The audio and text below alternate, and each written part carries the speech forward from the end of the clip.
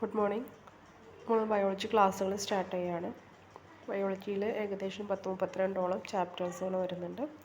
ആ ചാപ്റ്റേഴ്സുകളെയൊക്കെ നമ്മളിങ്ങനെ മൊഡ്യൂളായിട്ട് തിരിച്ചിട്ടുണ്ട്. പിന്നെ നമ്മൾ ഫസ്റ്റ് മൊഡ്യൂളിലെ ആദ്യത്തെ ചാപ്റ്ററാണ് പറയുന്നത്. അപ്പം ആദ്യത്തെ ചാപ്റ്റർ എന്ന് പറയുന്നത് ഒറിജിൻ ആൻഡ് ഇവല്യൂഷൻ ഓഫ് ലൈഫാണ് പറയുന്നത്. അതായത് ഭൂമിയിൽ എങ്ങനെയാണ് ലൈഫിൻ്റെ ജീവൻ്റെ ഉൽപ്പത്തി എങ്ങനെയാണ് ഉണ്ടായത് എന്നും പിന്നെ അതെങ്ങനെയാണ് ഇന്ന് കാണുന്ന രീതിയിൽ പരിണമിച്ചു വന്നത് എന്നുള്ളതുമാണ് പറയാനുള്ളത്. അപ്പോൾ നിങ്ങൾക്കറിയാം ഭൂമിക്ക് ഏകദേശം എത്ര വയസ്സുണ്ട്?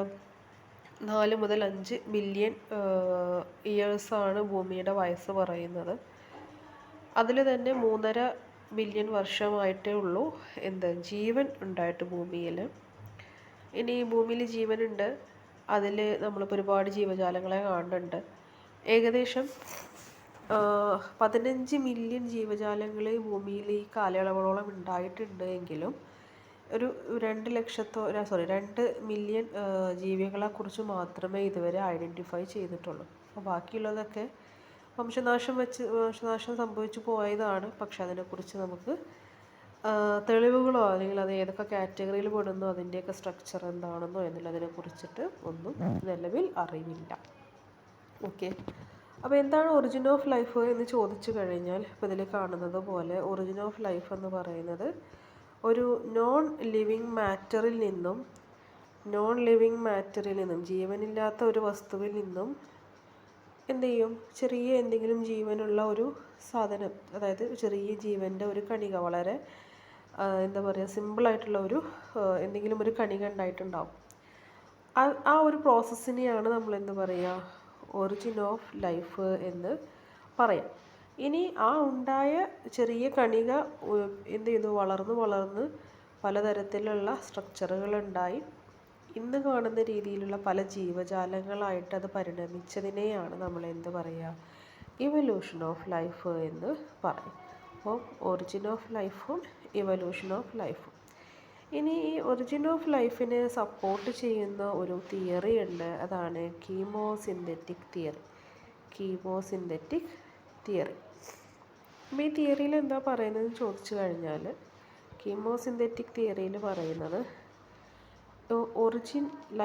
അതായത് ലൈഫ് ഭൂമിയിൽ ഉണ്ടായിട്ടുള്ളത് കെമിക്കൽ സബ്സ്റ്റൻസുകളുടെ കോമ്പിനേഷൻ വഴിയാണെന്നും ഈ കോമ്പിനേഷൻ നടന്നിട്ടുള്ളത് വെള്ളത്തിൽ വെച്ചുമാണ് എന്നുള്ളതാണ് കീമോസിന്തറ്റിക് തിയറി പറയുന്നത്. അപ്പം ഒറിജിൻ ഓഫ് ലൈഫിനെ കുറിച്ചിട്ടാണ് കീമോസിന്തറ്റിക് തിയറി പറയുന്നത്. ഒരുപാട് തിയറികളുണ്ട്, പക്ഷേ പൊതുവിൽ എല്ലാവരും അക്സെപ്റ്റ് ചെയ്തിട്ടുള്ളൊരു തിയറിയാണ് കീമോസിന്തറ്റിക് തിയറി. അത് പ്രകാരം ഭൂമിയിൽ ലൈഫ് ഉണ്ടായിട്ടുള്ളത് എങ്ങനെയാണ്? ഒരുപാട് കെമിക്കൽ സബ്സ്റ്റൻസുകൾ, രാസപദാർത്ഥങ്ങൾ കൂടി യോജിച്ചിട്ടാണ് ഉണ്ടായിട്ടുള്ളതെന്നും ഈ യോജിക്കുന്ന പ്രോസസ്സ് ഉണ്ടല്ലോ അത് വെള്ളത്തിൽ വെച്ചുമാണ് ഉണ്ടായിട്ടുള്ളത് എന്നാണ് കീമോസിന്തറ്റിക് തിയറി പറയുന്നത്. ഇനി അപ്പം ഒറിജിൻ ഓഫ് ലൈഫായി. ഇനി നമുക്ക് ഇവല്യൂഷൻ ഓഫ് ലൈഫിനെ സപ്പോർട്ട് ചെയ്യുന്ന ഒരു തിയറിയാണ് തിയറി ഓഫ് ഓർഗാനിക് ഇവല്യൂഷൻ. അതായത് തിയറി ഓഫ് ഓർഗാനിക് ഇവല്യൂഷൻ എന്ന് പറയുന്നത് ഭൂമിയിൽ ഇപ്പോൾ ഉള്ള ലിവിങ് തിങ്സുകളുണ്ടല്ലോ, ഇപ്പോൾ ഉള്ള ജീവനുള്ള സാധനങ്ങൾ കംപ്ലീറ്റ് ഇതൊക്കെ ഇങ്ങനെ പടിപടിയായിട്ട് വളർന്നു വന്നതാണ്. അതായത് ഒരു പൊതുവായിട്ടുള്ള ഒരു ആൻസിസ്റ്റർ ഉണ്ടായിരിക്കും. ആൻസിസ്റ്റർ എന്ന് പറഞ്ഞു കഴിഞ്ഞാൽ പൂർവികരെന്നാ പറയാം. അപ്പോൾ നമ്മുടെ പൂർവികനായിട്ടുള്ള എന്തെങ്കിലും ഒരു ജീവനുള്ള വസ്തു ഉണ്ടായിട്ടുണ്ടാവും.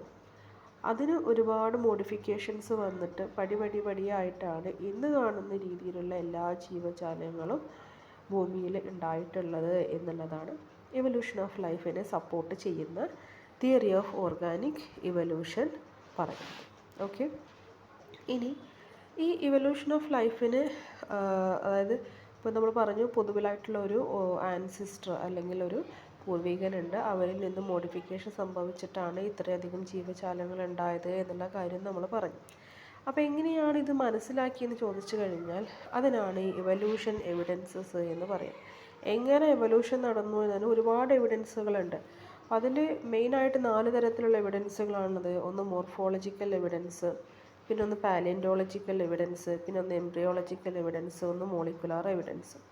അതിൽ തന്നെ മോർഫോളജിക്കൽ എവിഡൻസുകളെ സപ്പോർട്ട് ചെയ്യാൻ വേണ്ടിയിട്ടാണ് homologous organs, analogous organs, vestigial organs, അതുപോലെ കണക്റ്റിംഗ് ലിങ്ക്സ്, ഇത്രയും കാര്യങ്ങൾ പറയുന്നത്. മോർഫോളജിക്കൽ എന്ന് പറഞ്ഞു കഴിഞ്ഞാൽ ഫിസിക്കലായിട്ടുള്ള അപ്പിയറൻസിൽ നിന്നും നമുക്ക് ജീവികൾ തമ്മിലുള്ള സാമ്യത മനസ്സിലാക്കാൻ പറ്റും. ഓക്കെ, ഫോർ എക്സാമ്പിളിന് നമുക്ക് 2 കൈയും 2 കാലും ഉണ്ട് അല്ലേ? അതുപോലെ മൃഗങ്ങൾക്കും എന്തുണ്ട്? 4 കാലുകളുണ്ട് ആണല്ലോ. അപ്പം ഈ മൃഗങ്ങളും നമ്മളും തമ്മിൽ എന്ത് ചെയ്യാൻ പറ്റും? നമുക്ക് ചെറിയ ഒരു കണക്ഷൻ പറയാൻ പറ്റും. ഓക്കെ, അങ്ങനെ ഫിസിക്കൽ അപ്പിയറൻസിൽ നിന്നും കുറേ എവിഡൻസുകൾ കണ്ടെത്താൻ പറ്റും. അതാണ് ഈ മോർഫോളജിക്കൽ എവിഡൻസിൽ പെടുന്ന സാധനങ്ങൾ. ഓക്കെ, അപ്പം അതിൽ വരുന്ന ഈ ഹോമോലോഗസ് ഓർഗൻ എന്താണെന്ന് ചോദിച്ചു കഴിഞ്ഞാൽ, ചില ജീവികളിൽ പലതരത്തിലുള്ള അവയവങ്ങൾ, ഓർഗൻസ് ഉണ്ടായിരിക്കും. അവ സ്ട്രക്ചറിലും ഒറിജിനിലൊക്കെ, അതുണ്ടായിട്ടുള്ളതിലും അതിൻ്റെ സ്ട്രക്ചറിലൊക്കെ ഒരുപോലെ ഇരിക്കുമെങ്കിലും അത് ഉപയോഗിക്കുന്നത് പല രീതിയിലായിട്ടാണ് വരും. ഇപ്പോൾ ഫോർ എക്സാമ്പിളിന് നാം പറഞ്ഞ പോലെ തന്നെ എന്ത് ചെയ്യാം, നമുക്ക് 2 കൈയും 2 കാലും ഉണ്ട്. അതുപോലെ ജീവികൾക്കുണ്ട് 4 കാല്. നമ്മൾ 2 കാല് എന്ത് ചെയ്യുന്നു? നടക്കാൻ ഉപയോഗിക്കുന്നു. 2 കൈ എന്ത് ചെയ്യുന്നു? ബാക്കി സാധനങ്ങൾ എടുക്കാൻ വേണ്ടി ഉപയോഗിക്കുന്നു അല്ലേ? പക്ഷെ ജീവികൾ എന്താ ചെയ്യുന്നത്? ജീവികൾ അത് 4 ഉപയോഗിച്ചിട്ടാണ് നടന്നു പോകുന്നത്. അപ്പം നമ്മൾ നോക്കുകയാണെങ്കിൽ സ്ട്രക്ചറൊക്കെ ഒരുപോലെ തന്നെയാണ്. അവരുടെ കാലുകളുടെയും നമ്മുടെ കൈയിൻ്റെയും കാലിൻ്റെയൊക്കെ സ്ട്രക്ചർ ഒരുപോലെ തന്നെയാണ്. പക്ഷെ അതിൻ്റെ ഉപയോഗം വേറെയാണ്. അപ്പം അത്തരം ഓർഗൻസിനാണ് ഹോമോലോഗസ് ഓർഗൻസ് എന്ന് പറയുന്നത്.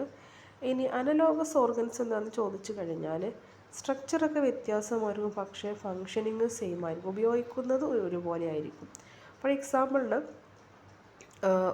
ഒരു പക്ഷിയുടെ വിങ്ങും ഒരു ഇൻസെക്റ്റിൻ്റെ വിങ്സും ചിറകുകളും സ്ട്രക്ചർ ഒരുപോലെയല്ല കിടക്കുന്നത്, പക്ഷെ രണ്ടും പറക്കാനാണ് ഉപയോഗിക്കുന്നത് അല്ലേ?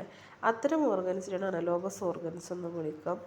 വെസ്റ്റീജിയൽ ഓർഗൻ എന്ന് പറയുന്നത് മുന്നേ നമ്മുടെ പൂർവികരിൽ ഉണ്ടായിരുന്നതും ഇപ്പോൾ നമ്മളിൽ ഉപയോഗപ്പെടാതെ കിടക്കുന്നതുമായിട്ടുള്ള ചില ഓർഗൻസ് ഉണ്ട്.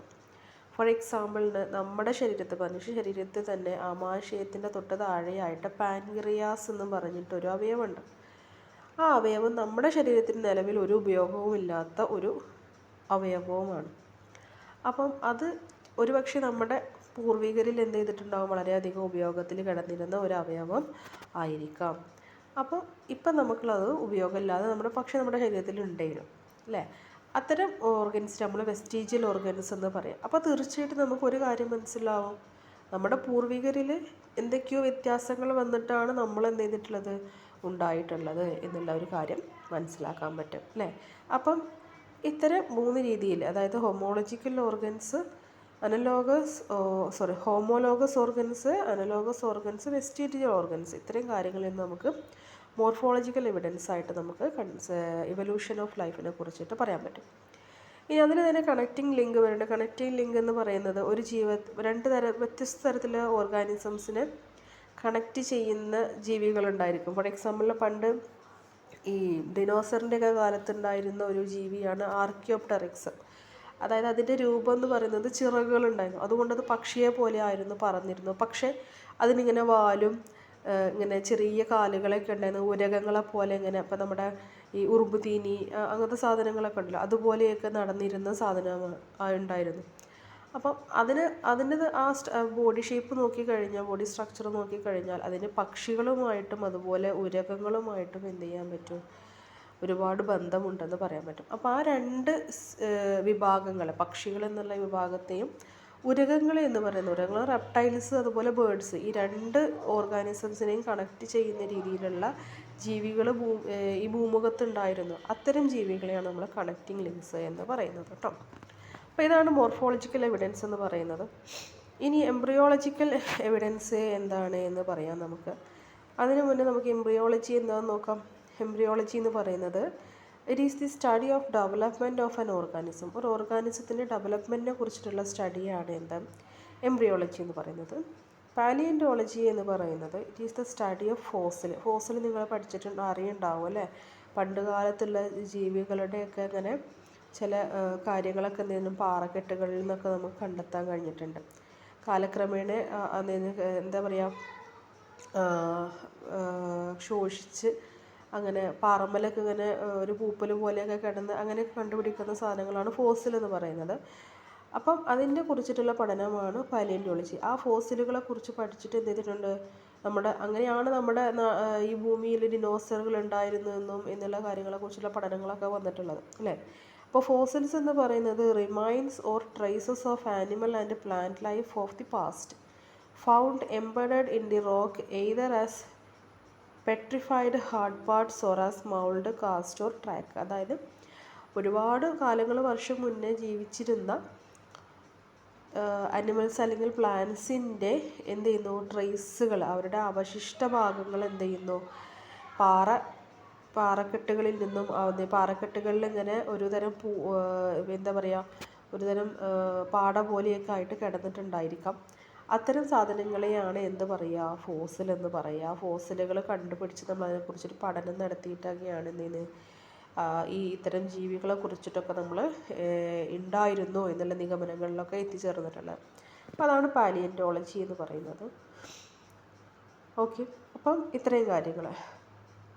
ഇനി ഇതിൽ ഈ ഇവല്യൂഷൻ ഓഫ് ലൈഫിൽ വലിയ ഒരു കണ്ടുപിടുത്തം നടത്തിയിട്ടുള്ള ഒരു വ്യക്തിയാണ് ഡാർവിൻ എന്ന് പറയുന്ന വ്യക്തി. അപ്പം ഡാർവിൻ്റെ തിയറിയാണ് ഇനി നമുക്ക് പറയാനുള്ളത്. ഡാർവിൻ്റെ theory of natural selection. Theory of natural selection. അതിന് മുന്നേ നമുക്ക് ഈ ഡാർവിൻ്റെ തിയറി ഓഫ് നാച്ചുറൽ സെലക്ഷൻ, എങ്ങനെയാണ് ഭൂമിയിൽ ജീവൻ ഉണ്ടായത് എന്നും ജീവൻ എങ്ങനെയാണ് ഇന്ന് കാണുന്ന രീതിയിൽ ഇങ്ങനെ ഡെവലപ്പ് ചെയ്ത് പലതരത്തിലുള്ള കോടാനുകോടി ജീവജാലങ്ങൾ ഭൂമിയിൽ ഉണ്ടായത് എന്നുള്ളതിനെ കുറിച്ചുമാണ് തിയറി ഓഫ് നാച്ചുറൽ സെലക്ഷൻ പറയുന്നത്. അതെന്താണെന്ന് ചോദിച്ചു കഴിഞ്ഞാൽ, Darwin's theory of origin of species by natural selection explains the process of evolution through useful variation and natural selection. അതായത് ഡാർവിൻ്റെ theory of origin of species എന്നാണ് പറയുക കേട്ടോ. ഒറിജിൻ ഓഫ് സ്പീഷീസ് എന്ന അയാളുടെ ഒരു ബുക്കിൻ്റെ പേരാണ്. അതിലാണ് ഇതിനെക്കുറിച്ചൊക്കെ അയാൾ പറഞ്ഞിട്ടുള്ളത്. അതിൽ അയാൾ പറയുന്നത് നാച്ചുറൽ സെലക്ഷൻ എന്നുള്ളതാണ്. നാച്ചുറൽ സെലക്ഷൻ എന്ന് പറയുന്നത് ഇപ്പം ഒരു ഭാഗത്ത് ജീവിക്കുന്ന ജീവികളിൽ ആ ആവാസ വ്യവസ്ഥയ്ക്ക് പറ്റുന്ന രീതിയിൽ ആ ജീവികൾക്ക് നിൽക്കാൻ കഴിയുന്നില്ല എന്നുണ്ടെങ്കിൽ സ്വാഭാവികമായിട്ടും എന്ത് ചെയ്യും, ആ ജീവികൾ നശിച്ചു പോകും. ആ ആവാസ വ്യവസ്ഥയോട് പൊരുത്തപ്പെട്ടു പോകാൻ പറ്റുന്ന ജീവികൾ എന്ത് ചെയ്യും, അവിടെ നിലനിന്ന് പോകും. അവിടെ പ്രകൃതിയിൽ എന്ത് ചെയ്യാണ്, സെലക്ട് ചെയ്യാണ്. അവിടെ നിൽക്കാൻ പറ്റുന്ന ജീവികൾ അവിടെ നിന്നാൽ മതി, അല്ലാത്തവരെന്ത് ചെയ്യാം, നശിച്ചു പോവുക എന്നുള്ള രീതിയിൽ. അപ്പോൾ അവിടെ സെലക്ഷൻ നടത്തുകയാണ് അല്ലേ, നാച്ചുറൽ സെലക്ഷനാണ് അവിടെ നടത്തുന്നത്. അപ്പോൾ ആ സെലക്ഷൻ ആണ് എന്ത് ചെയ്യുന്നത്, ഇങ്ങനെ ഭൂമിയിലെ ജീവികൾ ഓരോ സ്ഥലങ്ങളിലും ഓരോ തരത്തിലുള്ള ജീവജാലങ്ങൾ ഉണ്ടാവാനുള്ള കാരണം എന്നാണ് ഡാർവിന് പറയുന്നത്. ഇനി നിയോ ഡാർവിനിസം എന്ന് പറയുന്നത് ഡാർവിൻ്റെ തന്നെ തിയറിയുടെ ഒരു കുറച്ചും കൂടിയും ഒരു വ്യത്യസ്ത രീതിയിലുള്ള ഒരു പുതിയ തരത്തിലുള്ള ഒരു കാഴ്ചപ്പാടിനെ കുറിച്ചാണ് നിയോ ഡാർവിനിസം പറയുന്നത്.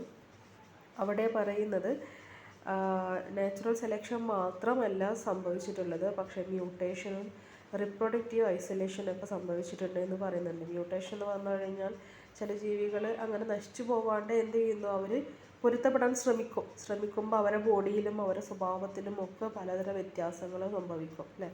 അപ്പം അതിനെയാണ് നമ്മൾ മ്യൂട്ടേഷൻ എന്ന് പറയുക. ഓക്കെ, അപ്പം അതിനെക്കുറിച്ചിട്ടുള്ള തിയറിയാണ് നിയോ ഡാർവിനിസം എന്ന് പറയുന്നത്. ഇനി ഡാർവിൻ്റെ തിയറി പ്രകാരം എങ്ങനെയാണ് ഇവല്യൂഷൻ ഓഫ് ലൈഫ് നടന്നിട്ടുള്ളത് എന്ന് പറയാം നമുക്ക്. അതിൽ വരുന്ന ഒരു പേരാണ് നമുക്ക് പറയാനുള്ളത് ജീൻ പൂൾ.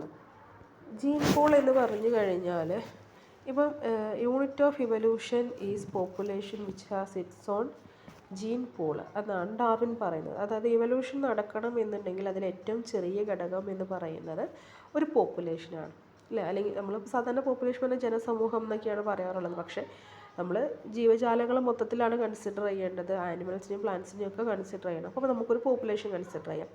ആ പോപ്പുലേഷൻ എന്ന് പറയുന്നത് ആണ് ഇവല്യൂഷൻ്റെ ഏറ്റവും ചെറിയ യൂണിറ്റ് എന്ന് പറയുന്നത്. അതിനെന്തുണ്ടായിരിക്കും, ഇറ്റ്സ് ഓൺ ജീൻ പൂൾ ഉണ്ടായിരിക്കും. ജീൻ പൂൾ എന്ന് പറഞ്ഞു കഴിഞ്ഞാൽ ജീനുകൾ തന്നെയാണ്, ജീനുകളുടെ ഒരു കൂട്ടം. ഓക്കെ. ഒരു പോപ്പുലേഷൻ നമ്മൾ കൺസിഡർ ചെയ്യുമ്പോൾ ഒരുപാട് പിന്നെ സാധനങ്ങൾ, വ്യക്തികളോ ജീവജാലങ്ങളോ ഉണ്ടായിരിക്കും. ആ ജീവജാലങ്ങളിലൊക്കെ വ്യത്യസ്ത തരത്തിലുള്ള ജീനുകളുണ്ടായിരിക്കും. ആ ജീനുകളുടെയൊക്കെ ഒരു കൂട്ടത്തിനെയാണ് എന്ത് വിളിക്കുക, ജീൻ പൂൾ എന്ന് വിളിക്കാം. ഓക്കെ. ഇനി അടുത്ത സ്റ്റെപ്പിൽ പറയുന്നത് heritable genetic changes appear in the individuals of a population. These heritable changes or variations occur due to small mutation in the genes. അതായത് പോപ്പുലേഷനിലെ ഇൻഡിവിജ്വൽസിൽ എന്ത് ചെയ്യും, ഹെറിറ്റബിൾ ജനറ്റിക് ചേഞ്ചസ് വരും. അതായത് ഹെറിറ്റബിൾ ആണെന്ന് പറഞ്ഞു കഴിഞ്ഞാൽ പാരമ്പര്യമായിട്ടുള്ള ജനറ്റിക് ചേഞ്ചസുകൾ എന്ത് ചെയ്യും വരും. അതായത് ഓരോ പോപ്പുലേഷനിലും ഓരോ തലമുറ അങ്ങനെ കഴിഞ്ഞ് വരുമ്പോൾ ഈ ജീനുകളിൽ എന്ത് ചെയ്യും, ചെറിയ വ്യത്യാസങ്ങൾ വന്നുകൊണ്ടേയിരിക്കും. ചില ആളുകൾക്ക് നല്ല മുടി ഉണ്ടായിരുന്നത് എന്ത് ചെയ്യും, അടുത്ത തലമുറ എത്തുമ്പോൾ അല്ലെങ്കിൽ അടുത്ത 2 തലമുറ എത്തുമ്പോഴേക്കും മുടിയുടെ വലിപ്പം കുറഞ്ഞിട്ടൊക്കെ വരും അല്ലേ. ചില ആളുകളുടെ സ്കിന്നിൻ്റെ കളറുകളിൽ ചേഞ്ച് വരും അല്ലേ. അത്തരം ചേഞ്ചുകളൊക്കെ എന്ത് വരുന്നതാണ്, ഈ ജീനിൽ വരുന്ന ചേഞ്ചുകൾ കാരണമാണ് ഉണ്ടാവുന്നത്. ഇനി അടുത്ത സ്റ്റെപ്പിൽ പറയുന്നത് natural selection selects the variation which helps in adapting to the environment. അപ്പോൾ നമ്മൾ ഈ ജീനിൽ കുറേ ചേഞ്ച് ഉണ്ടെന്ന് പറഞ്ഞു. ഈ ജീനിൽ ചേഞ്ച് വരുമ്പം അവരുടെ ബോഡിക്ക് ഒരുപാട് ചേഞ്ച് വരും. അപ്പോൾ എന്താണ്, അവർ നിൽക്കുന്ന ആ ഒരു എൻവയോൺമെൻറ്റിനോട് അതിനോട്ട് അഡാപ്റ്റ് ചെയ്യാൻ പറ്റുന്ന രീതിയിലുള്ള മ്യൂട്ടേഷൻസിനെ എന്ത് ചെയ്യുള്ളൂ, അവിടെ സെലക്ട് ചെയ്ത് നിൽക്കാൻ പറ്റുള്ളൂ, അല്ലെങ്കിൽ അവിടെ സസ്റ്റെയിൻ ചെയ്ത് നിൽക്കാൻ കഴിയുള്ളൂ. അതാണ് നാച്ചുറൽ സെലക്ഷൻ, നമ്മൾ നേരത്തെയും പറഞ്ഞു അല്ലേ. ഇനി അതിന്ന് അടുത്ത സ്റ്റെപ്പിലോട്ട് വരുമ്പോൾ through interaction of variation and natural selection more offsprings with favourable genetic changes are born. This is called differential reproduction. അതായത് ഇപ്പോൾ നമ്മൾ പറഞ്ഞു നാച്ചുറൽ സെലക്ഷൻ നടക്കുന്നു, കുറേ മ്യൂട്ടേഷൻസ് സംഭവിക്കുന്നു. ഈ രണ്ടും നല്ല രീതിയിൽ അല്ലെങ്കിൽ പോസിറ്റീവായ രീതിയിൽ നടക്കുമ്പോൾ പുതിയ തലമുറകൾ ഉണ്ടാകുന്നു, പുതിയ ഓഫ് സ്പ്രിങ്ങുകൾ ഉണ്ടാകുന്നു. ആ ഓഫ് സ്പ്രിങ് പുതിയ തലമുറ ഉണ്ടാകുന്നതിനെയാണ് എന്ത് വിളിക്കുന്നത്, ഡിഫറൻഷ്യൽ റിപ്രൊഡക്ഷൻ എന്ന് പറഞ്ഞിട്ട് വിളിക്കുന്നത്. അപ്പം once evolved reproductive isolation helps in keeping species distinct. അപ്പം ഇങ്ങനെ സംഭവിച്ചു കഴിഞ്ഞാൽ ഇത് പൊരുത്തപ്പെട്ട് പോകാൻ പറ്റുന്ന രീതിയിലുള്ള ജീവികൾ തമ്മിൽ എന്ത് ചെയ്യും, റിപ്രൊഡക്ഷനിൽ ഏർപ്പെട്ട് കഴിഞ്ഞാൽ പുതിയ ഓഫ് സ്പ്രിങ്ങുകൾ ഉണ്ടാവുമെന്ന് പറഞ്ഞില്ലേ. അങ്ങനെ സംഭവിച്ചു കഴിയുമ്പോൾ എന്ത് ചെയ്യും, നമുക്ക് പലതരത്തിലുള്ള ജീവജാലങ്ങൾ എന്ത് ചെയ്യും, ഉണ്ടായിട്ട് വരും അല്ലേ. അപ്പോൾ ഇത്രയുമാണ് ഡാർവിൻ്റെ തിയറിയിൽ പറയുന്നത്. ഇനി നമുക്ക് പറയാനുള്ളത്, ഇപ്പോൾ നമ്മൾ ഇവല്യൂഷനും ഒറിജിനൊക്കെയാണ് പറഞ്ഞത്. ഇപ്പോൾ നമ്മുടെ ജീവജാലങ്ങൾ ഉണ്ടായതിനു ശേഷം നമുക്ക് ഉണ്ടായിട്ടുള്ള ജീവജാലങ്ങളെ എന്ത് ചെയ്യണം, പലതരം കാറ്റഗറികളായിട്ട് തരംതിരിച്ച് വരണം അല്ലേ. അപ്പോൾ അതിന് വേണ്ടിയിട്ടാണ് നമ്മൾ ക്ലാസിഫിക്കേഷൻ പറയുന്നത്. ക്ലാസിഫിക്കേഷൻ എന്ന് പറയുന്നത് ക്ലാസിഫിക്കേഷൻ എന്താണെന്ന് പറയാം. Classification means identify similarities and arrangement of plants and animals according to their systematic division into groups or classes and different plants and animals into different groups or classes. അതായത് classification എന്ന് പറയുന്നത് പ്ലാന്റ്സിനെയും ആനിമൽസിനെയും ഒക്കെ അവരുടെ ഓരോ ഗ്രൂപ്പുകൾ അല്ലെങ്കിൽ ഓരോ ക്ലാസ്സുകളാക്കി തിരിക്കണം. അവയുടെ പിന്നെ സിമിലാരിറ്റീസും അറേഞ്ച്മെൻറ്റും ഒക്കെ നോക്കിയിട്ട് എന്ത് ചെയ്യണം, ഇപ്പോൾ ഒരേ കാറ്റഗറിയിൽ ഒരുപോലെ കാണാൻ ഒരുപോലെ ഇരിക്കുന്ന ജീവികൾ, ആ ജീവികളിൽ തന്നെ വാലുള്ളവ അല്ലെങ്കിൽ കൊമ്പുള്ളവ, അല്ലെങ്കിൽ പ്ലാന്റ്സുകളാണെങ്കിൽ ചുവപ്പ് പൂവുള്ളവ, വെളുത്ത പൂവുള്ളവ, വലിയ ഇലകൾ, അങ്ങനെ പല രീതിയിൽ സിമിലാരിറ്റീസും ഡിഫറൻസസും കൺസിഡർ ചെയ്തിട്ട് നമുക്ക് എന്ത് ചെയ്യണം, പ്ലാന്റ്സിനെയും ആനിമൽസിനെയും ഒക്കെ എന്ത് ചെയ്യണം, ഓരോ ഗ്രൂപ്പ്സും ക്ലാസ്സസുകളുമായിട്ട് തിരിക്കണം. അതിനെയാണ് എന്ത് വിളിക്കുക, ക്ലാസിഫിക്കേഷൻ എന്ന് പറഞ്ഞിട്ട് വിളിക്കുക. അതേസമയം ടാക്സോണമി എന്ന് പറഞ്ഞു കഴിഞ്ഞാൽ taxonomy can be defined as the science of classification of organisms into categories and organize them according to their similarities.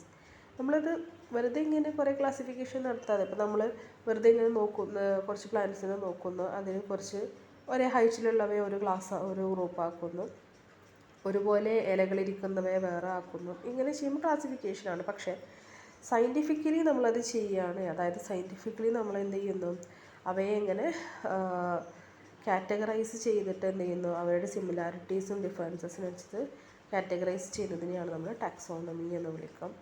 Taxonomy ആദ്യം പ്രപ്പോസ് ചെയ്തത്, അതായത് ടാക്സോണമി എന്ന പേര് തന്നെ ആദ്യം കൊണ്ടുവന്നത് കാൾ ലിനേയസ് എന്ന് പറയുന്ന ഒരു വ്യക്തിയാണ്. അതിൽ ഈ കാറ്റഗറീസ് നമ്മൾ പറഞ്ഞല്ലോ, ടാക്സോണമി എന്ന് പറഞ്ഞാൽ കാറ്റഗറൈസ് ചെയ്യാമെന്നാണ് പറഞ്ഞത്.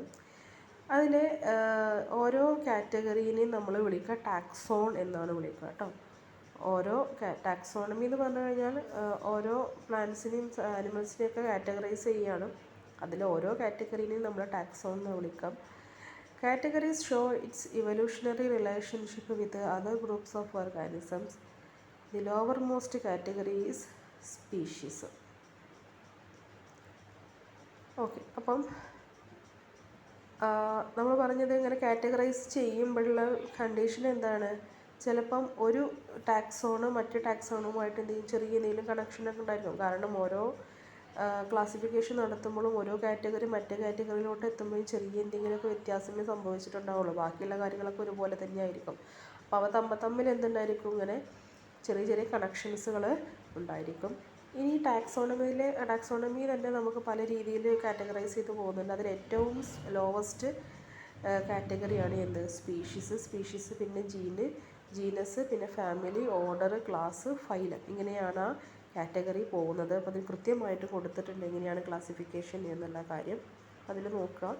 സ്പീഷീസ് എന്ന് പറഞ്ഞു കഴിഞ്ഞാൽ population of individuals or group of population interbreed freely and produce fertile offsprings. Species എന്ന് പറഞ്ഞു കഴിഞ്ഞാൽ ഇൻഡിവിജ്വൽസിൻ്റെയോ അല്ലെങ്കിൽ ഗ്രൂപ്പ് ഓഫ് ഇൻഡിവിജ്വൽസിൻ്റെ പോപ്പുലേഷൻ അല്ലെങ്കിൽ ഗ്രൂപ്പ് ഓഫ് പോപ്പുലേഷൻസ് ആയിരിക്കും. അപ്പോൾ എന്ത് ചെയ്യും? ഫ്രീ ആയിട്ട് തമ്മിൽ എന്ത് ചെയ്യും? റിപ്രൊഡക്റ്റീവ് സിസ്റ്റംസിൽ ഏർപ്പെടുന്നു. പുതിയ എന്ത് ചെയ്യുന്നു? ഫെർട്ടൈലായിട്ടുള്ള ഓഫ് സ്പ്രിങ്ങുകളെ ഉണ്ടാക്കി വരുന്നു. ഫലഭൂയിഷ്ഠമായിട്ടുള്ള ഓഫ് സ്പ്രിങ്ങുകളെ എന്ത് ചെയ്യുന്നു? ഉണ്ടാക്കുന്നതാണ് സ്പീഷീസ്. അതേസമയം അടുത്ത കാറ്റഗറിയിൽ എത്തുമ്പോഴേക്കും അത് ജീനസ് ആണ്. ജീനസ് എന്ന് പറഞ്ഞു കഴിഞ്ഞാൽ group of related species which resembles one another in certain correlated characters. നമ്മൾ സ്പീഷീസ് എന്ന് പറഞ്ഞു കഴിഞ്ഞാൽ കുറേ പോപ്പുലേഷൻസ് എന്ത് ചെയ്യുന്നു? അനുയോജ്യമായ ഒരു സാഹചര്യം വരുമ്പോൾ തമ്മിൽ റിപ്രൊഡക്റ്റീവ് സിസ്റ്റത്തിൽ ഏർപ്പെട്ട് പുതിയ ഓഫ് സ്പ്രിങ്ങുകൾ ഉണ്ടാക്കുമെന്ന് പറഞ്ഞു. ഇനി ഉണ്ടാക്കിയ സ്പീഷീസുകളിൽ തന്നെ ചില സ്പീഷീസുകൾ എന്ത് ചെയ്യും? ചെറിയ കണക്ഷൻസുകൾ ഉണ്ടായിരിക്കും. എല്ലാം ഒരുപോലെ അല്ലെങ്കിലും ചിലതൊക്കെ ചെറിയ കണക്ഷൻസ് ഉണ്ടായിരിക്കും. അതിനെയൊക്കെ വേറൊരു കാറ്റഗറി ആക്കി കഴിഞ്ഞാൽ അതിനെ നമ്മൾ ജീനസ് എന്ന് വിളിക്കാം. ഇനി ഈ ജീനസിന് തന്നെ നമ്മൾ എന്ത് ചെയ്യും? വീണ്ടും കാറ്റഗറൈസ് ചെയ്യും. ഒരുപോലെ ഇരിക്കുന്ന ജീനസ് വിഭാഗത്തിൽപ്പെട്ടതിനെയൊക്കെ നമ്മൾ കാറ്റഗറി ആക്കി മാറ്റും. അതാണ് ഫാമിലി എന്ന് പറയുന്നത്. ഇനി ഈ ഫാമിലീസ് തന്നെ എന്ത് ചെയ്യുന്നു? വീണ്ടും കാറ്റഗറൈസ് ചെയ്യുന്നു. അതിനെയാണ് നമ്മൾ ഓർഡർ എന്ന് പറയുക. ഓരോ ഓർഡറിൽ പെട്ടതിനെയും വീണ്ടും കാറ്റഗറൈസ് ചെയ്യുന്നു. അതിനെയാണ് ക്ലാസ് എന്ന് വിളിക്കുക. ആൻഡ് ഫൈനലി നമ്മൾ പറയുക ഫൈലം അല്ലെങ്കിൽ ഡിവിഷൻ എന്നാണ് പറയുക. അത് ഈ ക്ലാസ്സുകളെ നമ്മളിപ്പോൾ നമ്മൾ ലാസ്റ്റ് പറഞ്ഞ ക്ലാസ് ആണല്ലോ. ക്ലാസ്സുകളിൽ തന്നെ എന്ത് ചെയ്യുന്നു? ഇൻ്റർ റിലേറ്റഡ് ആയിട്ടുള്ള സാധനങ്ങളെ ഓരോരോ ഡിവിഷനാക്കി മാറ്റിക്കഴിഞ്ഞാൽ അതിനെയാണ് നമ്മൾ ഫൈലം എന്ന് പറയാം. അപ്പം ടാക്സോണമിയുടെ ഓർഡർ വരുന്നത് എങ്ങനെയാണ്? ആദ്യം സ്പീഷീസ് വരുന്നു, പിന്നെ genus, family, order, class and finally division അല്ലെങ്കിൽ ഫൈലം എന്ന് പറയും. ഓക്കെ, അപ്പം ഫൈലം അല്ലെങ്കിൽ ആണ് എന്ത് ചെയ്യുന്നത്? ഓരോ belong to the respective kingdom എന്ന് പറയാം. ഫൈലം എന്നാണ് അതിന് പറയുക കേട്ടോ. ഓക്കെ,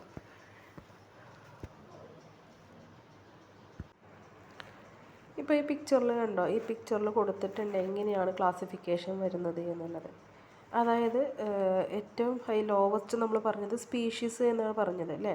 അപ്പം ഏറ്റവും ഹയസ്റ്റ് കിടക്കുന്നത് ആരാണ്? കിങ്ഡം. അപ്പോൾ നമ്മളിവിടെ പറഞ്ഞ പോലെ കിങ്ഡം എന്ന് പറഞ്ഞാൽ കിങ്ഡം അനിമേലിയെ എന്ന അനിമൽസിനെ മൊത്തത്തിൽ പറയുക അനിമേലിയെ എന്നാണ് പറയുക അവരുടെ കിങ്ഡത്തിന്. ഇനി അതിൽ തന്നെ നമ്മൾ ഫൈലം എന്ന് പറയും. ഫൈലം എന്ന് പറഞ്ഞു കഴിഞ്ഞാൽ ഞാൻ എന്താ പറഞ്ഞത്? അടുത്ത ക്ലാസ്സിനെയാണ് നമ്മളെന്ത് പറയുക? ഫൈലത്തിൽ എന്താ വരിക? ഒരു പ്രത്യേക തരം കാറ്റഗറിയിൽപ്പെട്ട ആനിമൽസിനെയൊക്കെ നമ്മൾ ഒരു കാറ്റഗറി ആക്കി തിരിച്ചാൽ അത് ഫൈലമാണ്. ഇപ്പോൾ അതിൽ തന്നെ ആനിമൽസ് വിത്ത് ബാക്ക് ബോൺ, അതായത് നട്ടെല്ലുള്ള ആനിമൽസിനെ മാത്രം ഒരു ക്ലാസ് ആക്കി തിരിക്കാം. ഒരുപാട് തരത്തിലുള്ള ആനിമൽസുകൾ വരും. അപ്പോൾ അതിന് നമ്മളൊരു ഫൈലമാണെന്ന് പറയും. ഓക്കെ, അതിന് ഇപ്പോൾ നട്ടെല്ലുള്ളതിനെയാണ് നമ്മൾ കോർഡേറ്റ എന്ന് വിളിക്കുക. ഇനി ആ നട്ടെല്ലുള്ളതിൽ തന്നെ നമ്മൾ എന്ത് ചെയ്യുന്നു? പ്രസവിക്കുന്ന പിന്നെ നട്ടെല്ലുള്ള ജീവികളുണ്ടായിരിക്കും. അപ്പോൾ അങ്ങനെ നമ്മൾ ഒരു കാറ്റഗറി അതിൽ നിന്ന് മാറ്റിയെടുക്കുകയാണെങ്കിൽ അതിനെ നമ്മൾ ക്ലാസ് എന്ന് വിളിക്കും. ഇപ്പോൾ നമ്മൾ നട്ടെല്ലുള്ള ജീവികളിൽ നിന്നും പ്രസവിക്കുന്ന ഇതിനെ മാറ്റി കഴിഞ്ഞാൽ അതിനെ നമ്മൾ മമേലിയ എന്ന് വിളിക്കുക കേട്ടോ. ഇനി ഇപ്പോൾ ഒരു ക്ലാസ് എത്തിയില്ലേ? ഈ ക്ലാസ്സിൽ നിന്ന് തന്നെ നമ്മൾ എന്ത് ചെയ്യുന്നു? നല്ല വലിയ പിന്നെ ബ്രെയിൻ ഉള്ളതും രണ്ട് കണ്ണിലൂടെയും കാഴ്ച സാധ്യമായിട്ടുള്ള ജീവികളുണ്ടായിരിക്കാം. നമ്മളിങ്ങനെ ഒരു എക്സാമ്പിൾ വെച്ചിട്ടാണ് പറയുന്നത് കേട്ടോ. അത്തരം ജീവികളെ മാത്രം നമ്മൾ ഇപ്പം മുകളിൽ പറഞ്ഞ ക്ലാസ്സിൽ നിന്ന് എടുക്കുകയാണെങ്കിൽ അതിനെ നമ്മൾ ഓർഡർ എന്ന് വിളിക്കുക. ഫോർ എക്സാമ്പിളിൽ ഇപ്പോൾ ഇവിടെ മമീലിയ എന്നുള്ളതിൽ നമ്മൾ ഓൾറെഡി പറഞ്ഞു അനിമൽസിൽ നിന്നും കോർഡേറ്റ് എടുത്തു, കോർഡേറ്റിൽ നിന്ന് മമീലിയ എത്തിയ മമീലിയയിൽ തന്നെ ഈ പറയുന്ന രീതിയിലുള്ള ലാർജർ ബ്രെയിൻസും ബൈനോക്കുലർ വിഷനും വരുന്ന ജീവികളെ മാത്രം കൺസിഡർ ചെയ്യുകയാണെങ്കിൽ അതിനെ നമ്മൾ പ്രൈമേറ്റ്സ് എന്ന് വിളിക്കാം. ഇനി ഈ ഓർഡറിൽ നിന്നുമാണ് അടുത്ത കാറ്റഗറി വരുന്നത് ഫാമിലി എന്ന് പറഞ്ഞിട്ട്. അപ്പം അതിൽ തന്നെ ഈ പ്രൈമേറ്റ്സിൽ പെട്ടതാണ് നമ്മുടെ ആരൊക്കെ ഈ ഗോറില്ല അത്തരം ജീവികളും മനുഷ്യനൊക്കെ അതിൽ പെടുന്നതാണ്. അപ്പോൾ അതിൽ തന്നെ നമ്മൾ ഹൊമിനിഡേ എന്ന് പറയും. ഹൊമിനിഡേ എന്ന് പറഞ്ഞു കഴിഞ്ഞാൽ മനുഷ്യന്മാരും അതുപോലെ മനുഷ്യൻ്റെ പൂർവികന്മാരായി കണക്കാക്കപ്പെടുന്ന വേറെയും ഒരുപാട് ആളുകളുണ്ട് അല്ലേ. നിയാൻഡർതാൽസ്, ഹോമോ ഇറക്ടക്സ്, അങ്ങനെ ഒരുപാട് വിഭാഗത്തിൽപ്പെട്ട മനുഷ്യ വിഭാഗങ്ങളുണ്ടായിരുന്നു ഭൂമിയിൽ. അപ്പോൾ അതിന് മൊത്തത്തിൽ നമുക്ക് എന്ത് ചെയ്യാം, ഹൊമിനിഡേ എന്നുള്ള ഒരു പേരിലോട്ട് മാറ്റി. അതാണ് ഫാമിലിയിൽപ്പെട്ടത്. ഇനി അതിൽ തന്നെ നമ്മൾ എന്ത് ചെയ്യുന്നു, വീണ്ടും മാറ്റി ഒരുക്കുന്നു, ഒരു ക്ലാസ് കൂടി ഉണ്ടാക്കുന്നു. അതാണ് ജീനസ് ഉണ്ടാക്കുക. ഫാമിലിയിൽ നിന്നുണ്ടാകുന്നതാണ് ജീനസ്. ഹോമോ എന്ന് പറഞ്ഞിട്ടാണ് അതിന് പേര് കൊടുത്തിട്ടുള്ളത് അല്ലേ. അതായത് ഫോസിൽ മെന്നും മോഡേൺ മെന്നും. ഇപ്പോഴുള്ള നമ്മുടെ നമ്മളും അതുപോലെ നമ്മുടെ തൊട്ട് മുന്നേ ഉണ്ടായിട്ടുള്ള ആൻസിസ്റ്റേഴ്സുമാണ് എന്ത് ചെയ്യുന്നത് വരുന്നത് ആ ഒരു കാറ്റഗറിയിൽ വരുന്നത്.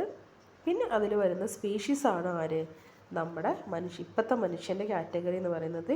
ഈ ജീനസിൽ നിന്നും നമ്മൾ വീണ്ടും കാറ്റഗറൈസ് ചെയ്ത് കൊണ്ടുവരുന്ന ഒരു പുതിയ ക്ലാസ്സാണ് എന്ത്, സ്പീഷീസ് എന്ന് പറഞ്ഞിട്ട് വിളിക്കുക അല്ലേ. ഇപ്പം നമ്മുടെ ഫോസിൽ മെനിൽ നിന്നും അതുപോലെ നമ്മളിൽ നിന്നും നമ്മളെ മാത്രം നമ്മൾ മാറ്റി നിർത്തി കഴിഞ്ഞാൽ അത് ഇപ്പോഴുള്ള മോഡേൺ മാനിൻ്റെ സ്പീഷീസാണ്. അതിന് നമ്മൾ എന്ത് പേര് വിളിക്കുക, ഹോമോസാപ്പിയൻസ് എന്ന് പറഞ്ഞിട്ടാണ് വിളിക്കുക അല്ലേ. അപ്പം ഇങ്ങനെയാണ് കാർൾ ലിന്നേയസിൻ്റെ ടാക്സോണമിയുടെ ഒരു പിന്നെ ഓർഡർ വരുന്നത്. എന്തൊക്കെയാണ് ഓർഡർ? ആദ്യം കിങ്ഡം പറയും, പിന്നെ phylum, class, order, family, genus and species. ഏറ്റവും ലോവസ്റ്റ് കാറ്റഗറി ഏതാണ്? സ്പീഷീസാണ് പറയും. സ്പീഷീസും ജീനസിൻ്റെയും പേര് വെച്ചിട്ടാണ് നമ്മൾ സാധാരണ എന്ത് ചെയ്യാറുള്ളത്, ഒരു കാറ്റഗറിയുടെ പേര് പറയാറുള്ളത്. അപ്പോൾ നിങ്ങൾ കണ്ടോ, നമ്മുടെ മനുഷ്യൻ്റെ പേരെന്ന് പറഞ്ഞാൽ സയൻറ്റിഫിക് നെയിം എന്ന് പറഞ്ഞാൽ ഹോമോ സാപ്പിയൻസ് എന്നാണ് അല്ലേ. ഹോമോ എന്ന് പറഞ്ഞു കഴിഞ്ഞാൽ നമ്മുടെ ജീനസ് നെയിമും സാപ്പിയൻസ് എന്ന് പറഞ്ഞു കഴിഞ്ഞാൽ നമ്മുടെ സ്പീഷീസ് നെയിമുമാണ് കേട്ടോ. ഓക്കെ, ഇനി നമ്മൾ ഈ പേര് കൊടുക്കുമല്ലോ സയൻറ്റിഫിക് നെയിം, അത് കൊടുക്കണേ നമ്മുടെ ബൈനോമിയൽ നോമൻക്ലേച്ചർ എന്ന് പറഞ്ഞിട്ട് പേര് പറയുക കേട്ടോ. ഈ നേരത്തെ പറഞ്ഞു കാർൾ ലിന്നേയസ് ആണ് ഈ കാറ്റഗറൈസേഷൻ ടാക്സോണമി ഉണ്ടാക്കിയത്. അതുപോലെ അയാൾ തന്നെയാണ് ബൈനോമിയൽ നോമൻക്ലേച്ചർ എന്ന് പറയുന്ന ടേം ഉണ്ടാക്കിയത്. പിന്നെ ബൈനോമിയൽ നോമൻക്ലേച്ചർ അതായത് സയൻറ്റിഫിക് നെയിം കൊടുക്കുന്നത് കേട്ടോ. അപ്പോൾ മനുഷ്യൻ്റെ ഹോമോസാപ്പിയൻസ് എന്ന് പറയുന്ന പേരിൽ ഹോമോ എന്ന് പറയുന്നത് നമ്മുടെ മനുഷ്യൻ എന്ന് പറയുന്ന കിണ്ടത്തിൻ്റെ പിന്നെ ജീനസ് നെയിമും സാപ്പിയൻസ് എന്ന് പറയുന്നത് സ്പീഷീസ് നെയിമുമാണ്. അതേസമയം അപ്പം മാഞ്ചിഫറ ഇൻഡിക്ക എന്ന് പറയുന്നത് എന്തിൻ്റെ സയൻറ്റിഫിക് നെയിമാണ്? മാങ്ങയുടെ സയൻറ്റിഫിക് നെയിമാണ്. അപ്പോൾ മാങ്ങ എന്ന് പറയുന്ന ആ ഒരു ഫ്രൂട്ട് പിന്നെ മാഞ്ചിഫറ ഇൻഡിക്ക എന്നതിൽ ഈ മാഞ്ചിഫറ എന്ന് പറയുന്നത് അതിൻ്റെ ജീനസ് നെയിമും ഇൻഡിക്ക എന്ന് പറയുന്നത് അതിൻ്റെ സ്പീഷീസ് നെയിമും ആയിരിക്കും. ഇനി നമുക്ക് വേറെ രണ്ട് രീതിയിലുള്ള ഒരു കാറ്റഗറൈസേഷനാണ് പഠിക്കാനുള്ളത്. ഇപ്പം നമ്മൾ പറഞ്ഞത് ജീവികളുടെ അവരുടെ സ്ട്രക്ചർ അനുസരിച്ചിട്ടും ഫിസിക്കൽ അപ്പിയറൻസ് അനുസരിച്ചും കാറ്റഗറൈസ് ചെയ്ത് വന്നതാണ് എന്തുള്ളത് ടാക്സോണമി എന്ന് പറഞ്ഞത്. ഇനി നമ്മളതിൻ്റെ സെല്ലിൻ്റെ ഉള്ളിലോട്ട് പോവുകയാണ്. ഓരോ ജീവികളുടെയും ശരീരം ഉണ്ടാക്കിയിട്ടുള്ളത് പലതരത്തിലുള്ള സെല്ലുകൾ കൊണ്ടാണ് നമുക്കറിയാം. ആ സെല്ലുകളുടെ പ്രത്യേകത അനുസരിച്ച് നമുക്ക് രണ്ട് രീതിയിൽ ജീവികളെ തിരിക്കാം, പ്രോകാരിയോട്സ് എന്ന് യൂകാരിയോട്സ് എന്ന്. ഓക്കെ, അപ്പോൾ അത് തമ്മിലുള്ള വ്യത്യാസം എന്താണെന്ന് നമുക്ക് നോക്കാം. ഒരു ടേബിളിൽ കൊടുത്തിട്ടുണ്ട് എങ്ങനെയാണെന്നുള്ളത്. പ്രോകാരിയോട്സിൻ്റെ സൈസ് എന്ന് പറയുന്നത് 0.1 to 10 μm വരെയാണ് വരുന്നത്. അതേസമയം യൂകാരിയോട്സ് എന്ന് പറഞ്ഞാൽ 10 മുതൽ 100 mm ഗ്രേറ്റർ വോളിയമാണ്. അതായത് ചെറുതാണ് പ്രോകാരിയോട്സ്, അതിനെക്കാട്ടിലും വലുതായിരിക്കും ആരെ യൂകാരിയോട്സ് എന്ന് പറയുന്നത്. ഇനി അവരുടെ ജനറ്റിക് മെറ്റീരിയൽ നോക്കുകയാണെങ്കിൽ ഈ പ്രോകാരിയോട്സിൻ്റെ ഉള്ളിൽ DNA എന്ന് പറയുന്നത് സർക്കുലറായിട്ടാണ് കിടക്കുക. അതുപോലെ ലീനിയർ ആയിട്ടുള്ള DNA അല്ല കിടക്കുന്നത്. നമ്മളതൊക്കെ എങ്ങനെ ലീനിയർ ആയിട്ടാണ് കിടക്കുക. നമ്മളതൊക്കെ എങ്ങനെ നമ്മൾ വരക്കാറുണ്ട് DNA എങ്ങനെയാണ് DNA നമ്മൾ കാണാറുള്ളത് അല്ലേ. ഇത് നമ്മളിത് ലീനിയറായിട്ട് പോകുന്നത്. പക്ഷേ അതേസമയം ഇവരത് എങ്ങനെയാണെന്ന് വെച്ച് കഴിഞ്ഞാൽ ഇതുപോലെ ഇങ്ങനെ സർക്കിൾ ഫോമിലാണ് കിടക്കുന്നുണ്ടാവുക. ഏത് പ്രോകാരിയോട്സിൽ. പക്ഷേ നമ്മുടെ യൂകാരിയോട്സിൽ എന്താണ്, പിന്നെ ഹിസ്റ്റോൺ എന്ന് പറയുന്നത് അതിലുള്ള പ്രോട്ടീനാണ് കേട്ടോ. ഹിസ്റ്റോൺ പ്രസൻ്റ് ആയിരിക്കും.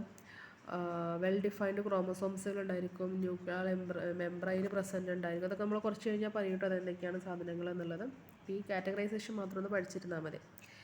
ഇനി ന്യൂക്ലിയർ മെറ്റീരിയൽ എവിടെ കാണുമെന്ന് വെച്ച് കഴിഞ്ഞാൽ DNA എന്ന് പറയുന്നത് സൈറ്റോപ്ലാസത്തിനുള്ളിലാണ് പ്രോകാരിയോട്സിൽ. പക്ഷേ യൂകാരിയോട്സ് എന്ന് പറഞ്ഞു കഴിഞ്ഞാൽ ഓരോ ന്യൂക്ലിയസിൻ്റെയും ഉള്ളിലാണ് എവിടെ കിടക്കുന്നത് DNA എന്ന് പറയുന്നത്. കാരണം പ്രോകാരിയോട്സിന് ന്യൂക്ലിയസ് ഇല്ല, അതുകൊണ്ടാണ് അതിന് DNA സൈറ്റോപ്ലാസത്തിൽ തന്നെ പോയി കിടക്കുന്നത്. സൈറ്റോപ്ലാസം എന്ന് പറയുന്നത് ഈ ഓരോ സെല്ലിൻ്റെ ഉള്ളിൽ കുറേ വെള്ളം ഉണ്ടായിരിക്കും. ആ വെള്ളത്തിനാണ് നമ്മൾ സൈറ്റോപ്ലാസം എന്ന് വിളിക്കുക കേട്ടോ. അതൊക്കെ ഡീറ്റെയിൽ ആയിട്ട് നമ്മൾ ഇനി അടുത്ത ചാപ്റ്ററുകളിലൊക്കെ പറഞ്ഞു പോകുന്നുണ്ട്. ഇതൊന്ന് ഓർത്തിരുന്നാൽ മാത്രം മതി. അതായത് മെയിൻ വ്യത്യാസം എന്താണെന്ന് ചോദിച്ചു കഴിഞ്ഞാൽ പ്രോകാരിയോട്സിന് ന്യൂക്ലിയസ് ഇല്ല, യൂകാരിയോട്സിന് ന്യൂക്ലിയസ് ഉണ്ട്. അത്രയാണ് മെയിൻ ആയിട്ടുള്ള വ്യത്യാസം എന്ന് പറയുന്നത്. ഇനി ഓർഗനൽസ് എന്ന് പറഞ്ഞു കഴിഞ്ഞാൽ നോ മെംബ്രെയിൻ ബൗണ്ട് ഓർഗനൽസ്, അതായത് ഇങ്ങനെ കോശഭിത്തി ഇല്ലാത്തതാണ് പ്രോകാരിയോട്സ്. അതേസമയം യൂകാരിയോട്സിൻ്റെ ഉള്ളിൽ പിന്നെ മൈറ്റോകോൺട്രിയ, ഗോൾജി ബോഡീസ്, ലൈസോസോം ഇത്തരം കാര്യങ്ങളൊക്കെ യൂകാരിയോട്സിൻ്റെ സെല്ലിൻ്റെ ഉള്ളിലുണ്ടായിരിക്കും. അതുപോലെ പ്രോകാരിയോട്സിന് സെല്ലിന് ഇങ്ങനെ ഒരു വാൾ ഉണ്ടായിരിക്കും, സെൽ മെംബ്രെയിൻ എന്ന് പറഞ്ഞിട്ട്. അത് ആൾവേസ് ഉണ്ടായിരിക്കും. പക്ഷേ യൂകാരിയോട്സിൽ ഉണ്ടായിരിക്കില്ല. ഇനി ഉള്ളതിന് തന്നെ പ്ലാന്റ്സിനൊക്കെ ഉണ്ട്. അനിമൽസിൻ്റെ സെല്ലിന് ന്യൂക്ലിയസിന് സെൽ വാളില്ല. പക്ഷേ പ്ലാന്റ്സിൻ്റെ സെൽ വാൾ ഉണ്ടെങ്കിൽ തന്നെ അത് സെല്ലുലോസ് ഉപയോഗിച്ചിട്ടാണ് ഉണ്ടാക്കിയിട്ടുള്ളത്. ഇനി പ്രോകാരിയോട്സിൽ ആ വിഭാഗത്തിൽപ്പെട്ട ജീവികളിൽ റെസ്പിറേഷൻ, ശ്വസനം നടക്കുന്നത് ബൈ മീസോസോംസ് എന്ന് പറയുന്ന ഓർഗൻ ഉപയോഗിച്ചിട്ടാണ്. അതേസമയം യൂകാരിയോട്സിൽ സെല്ലിലെ റെസ്പിറേഷൻ നടക്കുന്നത് മൈറ്റോകോൺട്രിയ വഴിയാണ്. അതുപോലെ പ്രോകാരിയോട്സിലെ റിപ്രൊഡക്ഷൻ നടക്കുന്നത് അസെക്ഷലാണ്. അതായത് ഒരു ജീവിയിൽ അതിൽ തന്നെ റിപ്രൊഡക്ഷൻ നടക്കും. വേറൊരു ജീവിയുമായി ബന്ധപ്പെട്ടിട്ടല്ല റിപ്രൊഡക്ഷൻ നടക്കുക. ആ ജീവി സ്വയം എന്തെങ്കിലും പുതിയ ഓഫ്സ്പ്രിങ്ങിനെ ഉണ്ടാക്കുക ചെയ്യുക. പക്ഷേ അതേസമയം യൂകാരിയോട്സിൽ രണ്ടും സംഭവിക്കാവുന്നതാണ്. സെക്ഷലും എന്ത് ചെയ്യാറുണ്ട്, സംഭവിക്കാറുണ്ട്. രണ്ടും, ഒരു ജീവി സ്വയം ഉണ്ടാക്കാറുണ്ട്, അതുമല്ലെങ്കിൽ വേറൊരു ജീവിയുമായിട്ട് ബന്ധപ്പെട്ടിട്ടും എന്ത് ചെയ്യാറുണ്ട്, പുതിയ ജീവികളെ ഉണ്ടാക്കാറുണ്ട് കേട്ടോ. ഇതാണ് മെയിനായിട്ട് പ്രോകാരിയോട്സും യൂകാരിയോട്സും തമ്മിലുള്ള വ്യത്യാസം എന്ന് പറയുന്നത്. ഇപ്പോൾ നമ്മൾ കാർലിനേഴ്സിൻ്റെ ടാക്സോണമിയാണ് നേരത്തെ പറഞ്ഞത്. ആദ്യം കിങ്ഡം, ഫൈലം, പിന്നെ എന്താ നമ്മൾ പറഞ്ഞത്, kingdom, phylum, class, order, family, genes, species, ഇങ്ങനെയല്ലേ പറഞ്ഞത്. വേറൊരാൾ ഇതുപോലെ ക്ലാസിഫിക്കേഷൻ നടത്തിയിട്ടുണ്ട്. അയാളാണ് R.H. വിറ്റാക്കർ. R.H. വിറ്റാക്കർ പക്ഷേ എങ്ങനെയാണ് ക്ലാസിഫിക്കേഷൻ നടത്തി ചോദിച്ചു കഴിഞ്ഞാൽ, ഇപ്പോൾ നമ്മൾ പ്രോകാരിയോട്സും യൂകാരിയോട്സും പറഞ്ഞില്ലേ, അതിൻ്റെ ബേസിലാണ് ക്ലാസിഫിക്കേഷൻ നടത്തിയിട്ടുള്ളത്. അതായത് ജീവികൾ പ്രോകാരിയോട്ടാണോ യൂകാരിയോട്ടാണോ, എത്ര രീതിയിൽ സെല്ലുകളുണ്ട്, സെല്ലിന് മെംബ്രെയിൻ ഉണ്ടോ, ഇത്തരം കാര്യങ്ങൾ വെച്ചിട്ടാണ് അയാൾ എന്ത് ചെയ്തിട്ടുള്ളത്, മൊത്തം ജീവിവർഗത്തിന് എന്ത് ചെയ്തിട്ടുള്ളത് 5 ക്ലാസ്സുകളായിട്ട് അയാൾ തിരിച്ചിട്ടുള്ളത്. അപ്പോൾ ആദ്യത്തെ ക്ലാസ് എന്ന് പറയുന്നത് മൊണീറ എന്ന് പറയുന്നതാണ്. മൊണീറ എന്ന് പറഞ്ഞു കഴിഞ്ഞാൽ ബ്ലൂ ആൻഡ് ഗ്രീൻ ആൽഗയും ബാക്ടീരിയയും മാത്രമാണ് ആ ഒരു കാറ്റഗറിയിൽ വരിക. അവരുടെ പ്രത്യേകത എന്താ വെച്ച് കഴിഞ്ഞാൽ അവ പ്രോകാരിയോട്സാണ്, അതായത് ന്യൂക്ലിയസ് ഇല്ല അവർക്ക്. പിന്നെയോ യൂണിസെല്ലുലാറാണ്, ഒരൊറ്റ സെല്ല് മാത്രമേ ആ ഒരു ജീവിയിൽ ഉണ്ടാവുകയുള്ളൂ. ഒറ്റ സെല്ല് കൊണ്ടാണ് നിർമ്മിച്ചിട്ടുണ്ടാവുക അവരുടെ ബോഡി.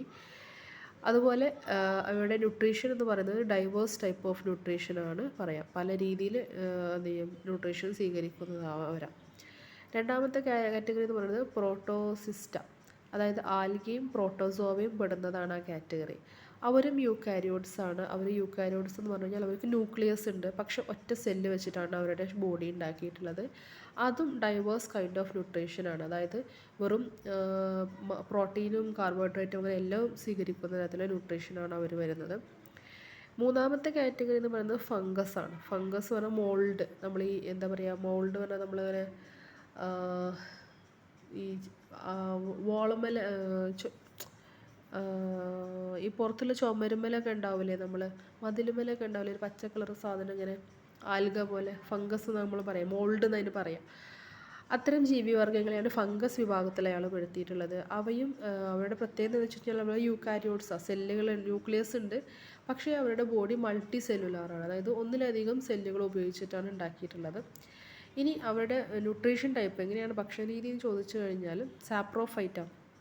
സാപ്രോഫൈറ്റ് എന്ന് പറഞ്ഞു കഴിഞ്ഞാൽ feed on head decaying matter, അതായത് പിന്നെ അഴുകിക്കൊണ്ടിരിക്കുന്ന പിന്നെ വസ്തുക്കളിൽ നിന്നുമാണ് അവർ ന്യൂട്രീഷൻ സ്വീകരിക്കുന്നത് എന്നുള്ളതാണ് ആ ഒരു വിഭാഗത്തിൻ്റെ പ്രത്യേകത എന്ന് പറയുന്നത്.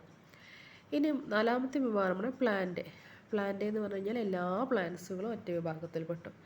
അതിന് പ്രത്യേകത എന്ന് വെച്ച് കഴിഞ്ഞാൽ ന്യൂക്യാരിയോട്സ്, ന്യൂക്ലിയസ് ഉണ്ട്, മൾട്ടി സെല്ലുലാറാണ്, അതായത് ബോഡി ഉണ്ടാക്കിയുള്ളത് ഒന്നിലധികം സെല്ലുകൾ ഉപയോഗിച്ചിട്ടാണ്. പിന്നെ അവരുടെ ന്യൂട്രീഷൻ എന്ന് വെച്ചാൽ ഓട്ടോട്രോഫിക്, അതായത് സ്വന്തം എന്ത് ചെയ്യുന്നു, ഭക്ഷണം ഉണ്ടാക്കുന്നു. അഞ്ചാമത്തെ കാറ്റഗറി പെട്ടതാണ് അനിമൽസ്, അതായത് മൊത്തം അനിമൽസ് ഒറ്റ കാറ്റഗറിയിൽ. അപ്പോൾ യൂക്കാരിയോട്സ് ആണ്, കാരണം സെല്ലുണ്ട്, മൾട്ടി സെല്ലുലാർ. യൂക്കാരിയോട്സും ന്യൂക്ലിയസ് ഉണ്ട്, മൾട്ടി സെല്ലുലാറാണ്, ഒന്നിലധികം സെല്ലുകൾ ഉപയോഗിച്ചിട്ടാണ് ബോഡി ഉണ്ടാക്കിയിട്ടുള്ളത്. ഇനി ന്യൂട്രീഷൻ എങ്ങനെയാണ്, ഹെറ്ററോട്രോഫിക് ആണ്, അതായത് ബാക്കിയുള്ള ഓർഗാനിസംസിനെ ഡിപ്പെൻഡ് ചെയ്തിട്ടാണ് അനിമൽസിൽ നിന്ന് ഭക്ഷണം കഴിക്കുന്നത്. പുതുതായിട്ട് അവ സ്വന്തം ഒന്നും ഉണ്ടാക്കുന്നില്ല, പ്ലാന്റ്സിനെ അല്ലെങ്കിൽ വേറെയുള്ള ജീവികളെ ഡിപ്പെൻഡ് ചെയ്തിട്ടാണ് എന്ത് ചെയ്യുന്നത്, ഭക്ഷണം കഴിക്കുന്നത്. അപ്പോൾ ഈ 5 കാറ്റഗറി ആയിട്ടാണ് മൊത്തം ജീവജാലങ്ങളെ RH വിറ്റാക്കർ എന്ന് ചെയ്തിട്ടുള്ളത് ക്ലാസിഫൈ ചെയ്തിട്ടുള്ളത്. അപ്പോൾ ആ ഒരു ഗ്രാഫ് എങ്ങനെയാണ്, ഫസ്റ്റ് വരുന്നത് മൊണീറ ബ്ലൂ ഗ്രീൻ ആൽഗയാണ്, രണ്ടാമത്തത് പ്രോട്ടോസിസ്റ്റ, അതായത് ആൽഗയും പ്രോട്ടോസോവയും, പിന്നെ വരുന്നത് ഫംഗസും പ്ലാന്റും ആനിമേലിയ. അപ്പോൾ ഇയാൾ മൊത്തത്തിൽ എന്താ ചെയ്ത് വെച്ച് കഴിഞ്ഞാൽ മൊത്തം പ്ലാന്റ്സിന് ഒരു കാറ്റഗറി, മൊത്തം ആനിമൽസിന് ഒരു കാറ്റഗറിയാണ്, ഇങ്ങനെയാണ് ചെയ്തിട്ടുള്ളത്. അതുപോലെ ഫംഗസിന് മൊത്തത്തിലൊരു കാറ്റഗറി, പ്രോട്ടോസോവ പോലത്തുള്ള ആൽഗെ പോലുള്ള ഒരു കാറ്റഗറി, പിന്നെ ബാക്ടീരിയ, ബ്ലൂ ഗ്രീൻ ആൽഗെ, ഇതിനെയൊക്കെ ഒറ്റ കാറ്റഗറി, അങ്ങനെ മൊത്തം 5 കാറ്റഗറി ആക്കി തിരിച്ചു. അതേസമയം ലിനേയസ് ആണെങ്കിൽ എന്ത് ചെയ്തിട്ടുണ്ട്, മൊത്തം ഒരു ഓരോ പോപ്പുലേഷനെ എടുത്തിട്ട് അതിനൊക്കെ അങ്ങനെ കാറ്റഗറൈസ് ചെയ്ത് ഓരോ രീതിയിലാണ് ചെയ്തിട്ടുള്ളത്, അല്ലേ. അയാൾ കുറച്ചുകൂടി ഡീറ്റെയിൽ ആയിട്ടാണ് ചെയ്തിട്ടുള്ളത്. RH വിറ്റാക്കർ മൊത്തത്തിൽ എന്ത് ചെയ്തു, സിമിലാരിറ്റി നോക്കിയിട്ട് എന്ത് ചെയ്തു, 5 വിഭാഗമാക്കിയിട്ടങ്ങ് തിരിച്ചു. ഓക്കെ, അപ്പോൾ ഇത്രയുമാണ് ഈ ചാപ്റ്ററിൽ വരുന്നത്. നമ്മൾ പറഞ്ഞത് ഒറിജിൻ ഓഫ് ലൈഫ് എന്താണ്, ഇവല്യൂഷൻ ഓഫ് ലൈഫ് എന്താണ്, പിന്നെ ടാക്സോണമി എന്താണ് എന്നുള്ളത് നമ്മൾ ഈ ചാപ്റ്ററിൽ മെയിനായിട്ട് പഠിക്കാനുള്ളത്.